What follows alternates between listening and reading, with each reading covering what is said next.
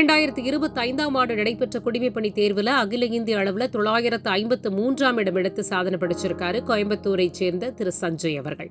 இவர் ஒரு மாற்றுத்திறனாளி மட்டுமல்ல, இது இவரது 5வது முயற்சியில் இவருக்கு கிடைத்த வெற்றி. ஆனால் முதல் மெயின் மற்றும் முதல் நேர்முக தேர்விலே வெற்றி பெற்றிருக்கிறாருங்கிறது கூடுதல் தகவல்.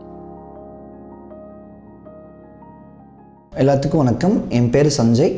நான் இப்போ நடந்து முடிந்த யூபிஎஸ்சி சிவில் சர்வீஸ் எக்ஸாமினேஷனில் ஆல் இந்தியா ரேங்க் 953 வாங்கியிருக்கேன்.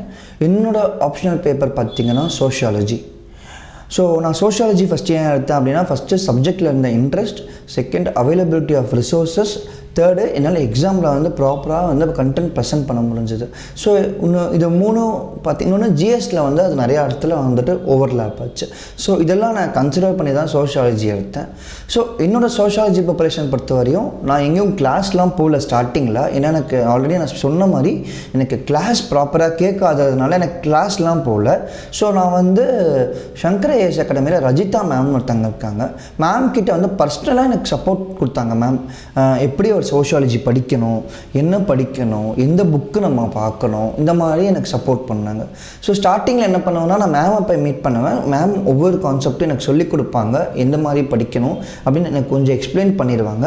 நான் ஃபஸ்ட்டு மேம் பார்த்துட்டு மேம் என்னெல்லாம் சொல்லி கொடுத்தாங்களோ அதை நான் கேட்டுட்டு நான் மேமே புக்கு கொடுத்துருந்தாங்க, அந்த மெட்டீரியல் நான் படிச்சிட்டேன். ஸோ கான்செப்ஷுவலாக மேம் சொன்னதை வச்சு ஓரளவுக்கு புரிஞ்சுக்கிட்டு அதை வந்து நான் புக்கில் படித்தேன். ஸோ இது ரெண்டையும் படிச்சுட்டு என்ன பண்ணேன்னா, நான் எனக்குன்னு ஒரு நோட்ஸ் எடுத்துக்கிட்டேன். ஒரு பேப்பரில் வந்துட்டு பார்த்திங்கன்னா ஒரு 2-3 பேஜுக்கு வந்துட்டு 2-3 பேஜுக்கு எல்லா எக்ஸாம் ஓரியன்டாக அந்த வெறும் அந்த ஸ்டாக் பாயிண்ட்ஸ்னு சொல்லுவாங்க, எதெல்லாம் நம்ம எழுதுவோமோ அதை மட்டும் வந்து நான் எழுத ஆரம்பித்தேன். ஸோ வந்து இதுதான் பேசிக்ஸ். ஃபஸ்ட்டு நான் ஒரு கான்செப்ஷுவலாக ஒரு அண்டர்ஸ்டாண்டிங் வந்துக்கிட்டு ஒரு மேம் ஒரு மெட்டீரியல் கொடுத்தாங்க, அந்த மெட்டீரியல் நான் கண்டினியூஸாக படித்தேன். இது ரெண்டையும் வச்சு நான் வந்து கண்டென்ட் வந்து நான் பேப்பரில் நோட்ஸான வந்து நான் மேக் பண்ணிக்கிட்டேன் ஃபஸ்ட்டு. செகண்டு பார்த்திங்க அப்படின்னா, ஆன்சர் ரைட்டிங்கு வரும்போது ஸ்டார்டிங்கில் ஸ்ட்ரகிள் இருந்துச்சு. நம்ம நிறையா எழுதுவோம், என்ன எழுதக்கூடாதுன்னு. அப்போ என்ன ஆரம்பிச்சதுன்னு பார்த்திங்க அப்படின்னா, நான் வந்து டாப்பர்ஸ் காப்பி பார்த்தேன். டாப்பர்ஸ் காப்பி பார்க்கும்போது அவங்க எப்படியெல்லாம் ஆன்சர் எழுதியிருக்காங்க, என்ன கண்டென்ட்டில் கொடுத்துருக்காங்கன்னு ஒரு ஐடியாவான ஃப்ரேம் ஒர்க் நான் டெவலப் பண்ணிக்கிட்டேன். ஸோ டாப்பர்ஸ் காப்பி பார்த்துட்டு எப்படியெல்லாம் கண்டென்ட் எழுதியிருக்காங்க, எங்கெல்லாம் எழுதியிருக்காங்க அப்படின்னு பார்க்க ஆரம்பித்தேன்.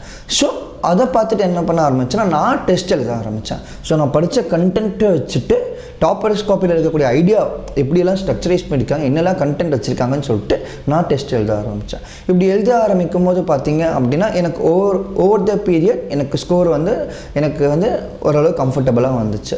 ஸோ இனிஷியலாக எனக்கு ஸ்ட்ரகிள் ஆச்சு. எனக்கு நான் எல்லோரும் கிளாஸ் ரூம் போனாங்க, எனக்கு போக முடியலைன்னு ஒரு பயம் எனக்குள்ளே இருந்துச்சு. ஆனால் நான் மேம் எனக்கு கான்செப்ஷுவலாக சொல்லி கொடுத்தாங்க. தனியாக உட்காந்து எனக்கு நிறைய இடத்துல சொல்லி கொடுத்துருக்காங்க, இப்படி படிக்கணும் அப்படி படிக்கணும் அப்படின்னு. ஸோ அதை வச்சு நான் புக்கில் படித்தேன். ஸோ இதில் நான் என்ன ஃபீல் பண்ணுறேன்னா, நான் வந்து கொஞ்சம் ரிசோர்ஸஸ் அந்த இடத்துல எனக்கு ரொம்ப கம்மியானதுனால லிமிட் பண்ணிக்கிட்டேன். ஸோ கம்மியான ரிசோர்ஸஸை வச்சுட்டு ப்ராப்பரான அந்த கண்டென்ட்டை பேப்பரில் வந்து இது பண்ண ஆரம்பித்தேன். ஸோ இப்போ ஒவ்வொரு டாபிக் இப்போ சோஷியல் ஃபேக்ட்னு இருக்குன்னா, நான் ப்ராப்பராக என்னென்ன பாயிண்ட்ஸ் நம்ம பேப்பரில் எழுதணும், என்னென்ன எக்ஸாம்பிள் எழுதணும் அப்படிங்கிறத வச்சுக்கிட்டேன். ஸோ எக்ஸாமில் நான் திருப்பியும் ரிவைஸ் பண்ணிவிட்டு எக்ஸாமில் என்ன கொஸ்டின் அந்த டாப்பிக்கை வச்சு கேட்டாலும் அந்த டிமாண்டுக்கு ஏற்ற மாதிரி அந்த ஸ்டாக் பாயிண்ட்ஸை நான் அட்ரஸ் பண்ணேன். நான் என்ன சொல்ல வரேன் அப்படின்னா, ஒரு நல்ல கண்டென்ட், ஒரு கான்செப்ஷுவல் கிளாரிட்டி வாங்கிட்டு ப்ராப்பரான ஒரு நல்ல மெட்டீரியலை உங்களுக்குன்னு ஒரு ஹேண்ட் ரிட்டன் நோட்ஸ் மேக் பண்ணிவிட்டு நம்ம என்ன பண்ணலாம் அப்படின்னா, நம்ம யூஸ் பண்ணியிருக்கக்கூடிய பாயிண்ட்டை நம்ம எப்படியாச்சும் சோஷியாலஜிக்கலாக அட்ரஸ் பண்ணுறதுக்கு நம்ம லிமிட்டட் கண்டென்ட்டாக இருந்தாலும் அது எக்ஸாம் பேப்பரில் ப்ராப்பராக டெலிவர் பண்ண தெரியணும். அதுக்கு அந்த மாதிரி ஒரு ஃப்ளோ இருந்துச்சுன்னா ஈஸியாக இருக்கும். அது எப்படி டெலிவர் பண்ணுறது அப்படின்னு பார்க்கறதுக்கு தான் வந்துட்டு டாப்பர்ஸ் காப்பி பார்த்தேன். ஸோ டாப்பர்ஸ் காப்பி பார்த்துட்டு நான் கொஞ்சமாக இது பண்ண ஆரம்பித்தேன். ஆனால் இப்போ என்ன ஆச்சுன்னா, சோஷியாலஜி வந்து கொஞ்சம் வந்து ரொம்ப டிஃப்ரெண்ட்டான ஒரு இதில் மாறின மாதிரி இருக்குது. ஒரு ஜென்ரிக்கான ஒரு பாயிண்ட்டை சோஷியாலஜியில் கேட்க ஆரம்பிச்சிட்டாங்க. இப்போ வந்து மைக்ரேஷன் இப்படி இருக்குது, ஆனால் இந்த மைக்ரேஷன் வந்து என்னென்ன காசஸ் அப்படின்னு நம்ம ஜிஎஸ்டியில் வரதெல்லாம் அப்படியே வந்துட்டு கேட்க ஆரம்பித்தாங்க. ஆனால் அதை நம்ம சோஷியாலஜிக்கலாக எழுதணும்.